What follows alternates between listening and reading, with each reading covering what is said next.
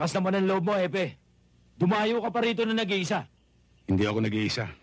May kasama akong 3. Niloloko yata tayo nito, ah. Hindi ko kayo niloloko. Ito nga isa eh. Ito pa yung 2. Bibigyan ko pa kayo ng pagkakataon. Ano?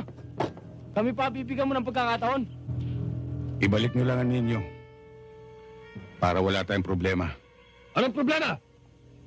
Ikaw ang may problema. Pumasok ka sa umunil. Baka hindi mo kami kilala. Kilala ko kayo. Kayo yung pangkat na sinuka ni Kariko. Dahil pang sarili lang ang lakad ninyo. Kinakasangkapan nyo lang inyong simulain para mangurakot, mangulumbat at pumatay ng tao ng walang dahilan. Ang daming pagsasat! A few moments later.